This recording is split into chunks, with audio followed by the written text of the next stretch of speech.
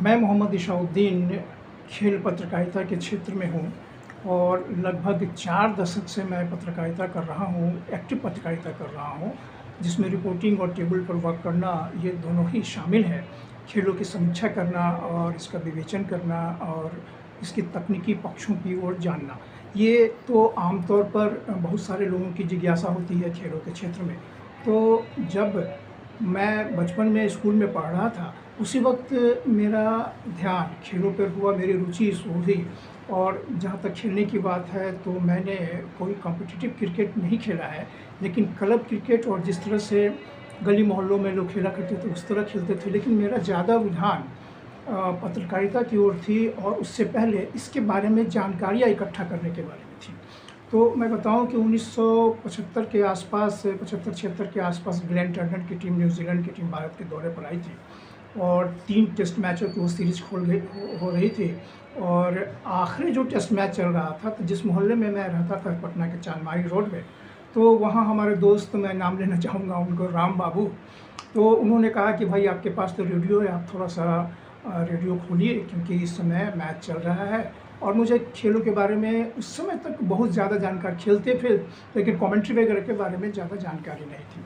तो राम बाबू ने कहा कि कमेंट्री खोलिए, रेडियो खोलिए। तो मैंने ट्रांजिस्टर खोला और उस पर वो भारत और न्यूजीलैंड का ग्लेन टर्नर की जो टीम आई थी उसकी कमेंट्री चल रही थी और संयोग से वो आखिरी दिन का मैच, आखिरी समय का मैच चल रहा था। और जिस समय कमेंटेटर ने ये बात कही कि ये आखिरी टेस्ट मैच है और इसके बाद ख़त्म हो जाएगा, तो मुझे इस बात का इल्म नहीं था कि इसके बाद भी कोई आगे सीरीज़ दोनों देशों के बीच होगी। मुझे लगा कि शायद अब दोनों देशों के बीच फिर कभी क्रिकेट नहीं खेला जाएगा। ये मेरी उस समय बचपन की बात है और तब मेरे आँखों में थोड़े आंसू आ गए थे क्योंकि मुझे नहीं पता था कि इसका सिलसिला किस तरह आगे बढ़ता है। बहरहाल, तो वहाँ से मेरी रुचि हुई और मैंने क्रिकेट के रिकॉर्ड्स और तमाम चीज़ें, जानकारी इकट्ठा शुरू की। और इसके अलावा बाकी खेलों, फुटबॉल हो, हॉकी हो, और उनके प्रति भी मेरी रुचि बढ़ी।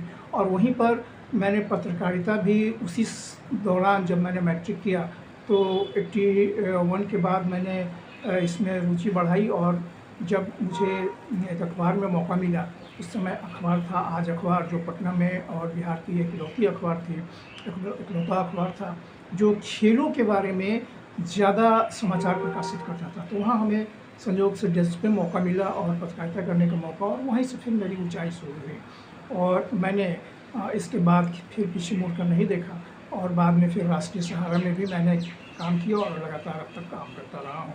तो ये तो है जुनूनी स्तर से, क्योंकि एक तरह से जुनून है मेरा खेल के प्रति। लेकिन जहाँ तक कि आप ये पूछना चाह रहे हैं कि क्रिकेट के कमेंट्री के दौरान आप बॉक्स में कैसे मौजूद हुए हैं, तो बात तो 1996 की है, जब मुझे क्रिकेट के नेशनल, आकाशवाणी के नेशनल स्टैटिस्टिशियन, जिसमें क्रिकेट के डाटा इकट्ठे करके कमेंटेटर्स को दिए जाते हैं, उसके पैनल में शामिल किया गया था। उसके बाद से, तब से लेकर अब तक मैं लगभग 100 से ज़्यादा मैचों में काम कर चुका हूँ स्टैटिस्टिशियन के रूप में।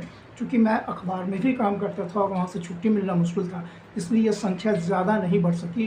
तो अमूमन टेस्ट मैच और वनडे इंटरनेशनल और T20 इंटरनेशनल की बात की जाए तो इसकी गिनती 92-72 तक होती है पुरुषों के लिए। इसके अलावा महिलाओं के मैच अलग है और IPLs के मैच अलग है। और डोमेस्टिक क्रिकेट में जो फर्स्ट क्लास और लिस्ट है और T20 मैचेज है, उनकी संख्या अलग है। अब तो खैर आकाशवाणी पर रेडियो कमेंट्री बहुत कम होती है, तो उसमें ज़्यादा संख्या अब नहीं बढ़ाई जा सकती।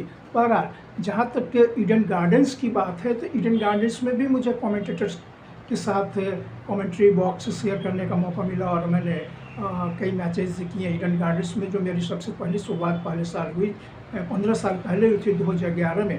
तो ICC वर्ल्ड कप ODI का खेला गया था और वो 15 मार्च 2011 का दिन मुझे याद है। साउथ अफ्रीका और आयरलैंड के बीच वो मुकाबला ईडन गार्डन्स में खेला गया था और साउथ अफ्रीका ने वो मुकाबला 131 रन से जीता था। तब उस मैच में lieutenant general retired Utpal Bhattacharya और कुलविंदर सिंह कंग, ये दोनों अंग्रेजी और हिंदी के कमेंटेटर थे। और हमारे साथ थे जो साथी स्कोरर थे, वो P त्यागराजन थे। इसके बाद 2019 में एक टेस्ट मैच खेला गया जो भारत में पहली बार, और डे नाइट टेस्ट मैच था। टेस्ट मैच का तो डे नाइट टेस्ट मैच खेला गया था 2019 में, नवंबर 22 से 24 तक 5 दिनों का ये टेस्ट मैच 3 दिन में ही ख़त्म हो गया था और भारत ने 1 पारी और 46 रन से जीत दर्ज की थी। उस समय हिंदी में कमेंट्री कर रहे थे इफ्तिकार अहमद और संजय अग्रवाल, और अंग्रेजी में शंकर प्रसाद, और इसके अलावा नीलाद्री सेन, कोलकाता के ही रहने वाले हैं नीलाद्री सेन, और पी त्यागराजन वो उस मैच में स्कोरिंग की भूमिका निभा रहे थे। 2020 में भी और इंडिया और साउथ अफ्रीका के बीच डे नाइट एक ओडीआई मैच था, वहाँ भी मुझे मौका मिला था आने का, लेकिन कोरोना वायरस की वजह से अंत में वो मैच जो है कैंसिल कर दिया गया और उस मैच को मुझे करने का मौका मिला नहीं। फिर 2023 का वक्त आया। 2023 में भी आईसीसी वर्ल्ड कप ओडीआई का खेला गया। उसका एक मुकाबला बांग्लादेश और नीदरलैंड के बीच हुआ था और नीदरलैंड्स ने तब बांग्लादेश को 87 रन से हराकर एक जीत दर्ज की थी, जिसकी बड़ी सनसनीखेज जीत दर्ज की थी, बड़ी चर्चा हुई थी। मोहम्मद इकबाल उसमें हिंदी कमेंटेटर थे, अंग्रेजी में सुहास बेदम और रजित सिन्हा जो हमारे पटना के साथी हैं वहाँ स्कोरिंग कर रहे थे। तो ये सब ईडन गार्डन्स की यादें हैं और कई बार ईडन गार्डन्स में वहाँ के आकाशवाणी की जो टीम्स थी उन्होंने हम लोगों को काफ़ी प्रेरित किया, उत्साहित किया, और हमेशा आज भी फ़ोन कॉल्स आते रहते हैं कि शाह भाई क्या हाल चाल है आपके, बताएं कब आ रहे हैं। बहरहाल 2023 के बाद से फ़िलहाल ईडन गार्डन में जाना हमारा नहीं हुआ, लेकिन ऐसे आना जाना लगा रहता है। हमने आईएसएल फुटबॉल भी वहाँ कवर किया है। तो इस तरह देखें तो क्रिकेट का हमारा ये सफ़र काफ़ी लंबा है। एज ए पत्रकार के रूप में, खेल पत्रकार के रूप में और एज ए स्टैटिस्टिशियन के रूप में अब बड़ा ही मज़ा आता है इसमें, और ख़ासकर जिन मैदानों में हमने कमेंट्री बॉक्स के साथ शेयर किया और उसमें ईडन गार्डन्स का कहना ही क्या। ईडन गार्डन दुनिया की बड़े मैदानों में से एक माना जाता है, बड़े स्टेडियम से एक माना जाता है। काफ़ी दर्शक जो जुनूनी दर्शक हैं दुनिया भर के, उसमें एक कोलकाता के दर्शक माने जाते हैं।